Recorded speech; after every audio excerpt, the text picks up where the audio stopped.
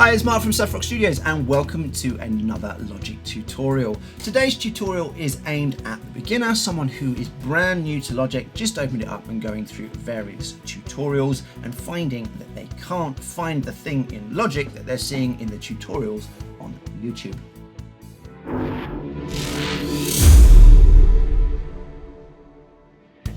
So you're going through your Logic tutorials on YouTube and you're trying to find out how to do something like automation or how to do a fade or something like that. And you can see that they are bringing up a menu that has that function in, and you simply can't do it. You can't find it. Well, there is a thing in Logic which is basically called Advanced Tools. Now, by default, when you open Logic, it isn't enabled and the tools are generally hidden.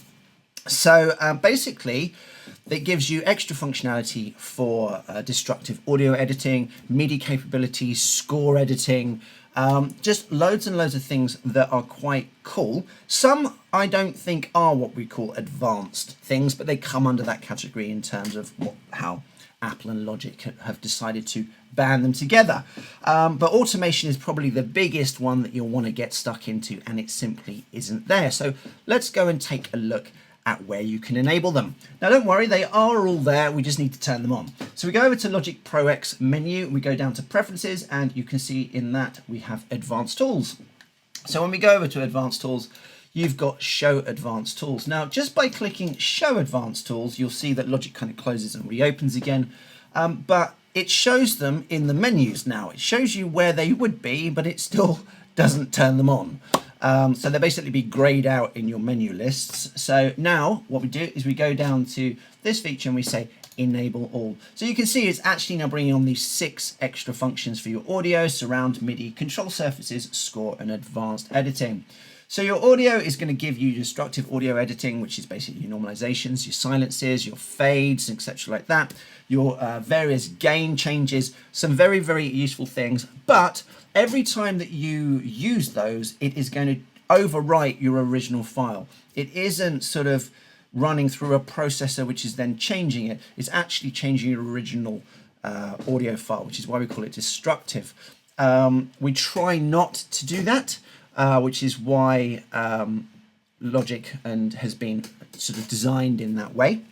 But of course, there are the occasions where those tools might be the ones that you need. So that's where that would be. Surround, obviously, self-explanatory. MIDI, there is a big MIDI environment, which if you're a beginner, then you probably won't want to get involved in. And even as an advanced user, you might shy away from using the environment. It is kind of a big scary place, but it is very, very powerful.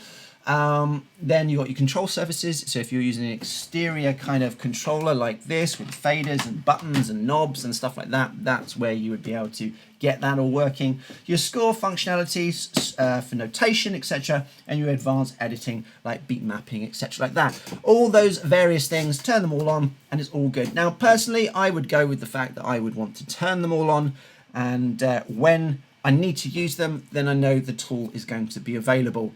Obviously, just because they're on doesn't mean you're going to use them, but you're going to find your way around. So hopefully, if you turn them all on, when you try to do a tutorial or something like that, you're going to find that your Logic will hopefully match what you're seeing on the tutorial.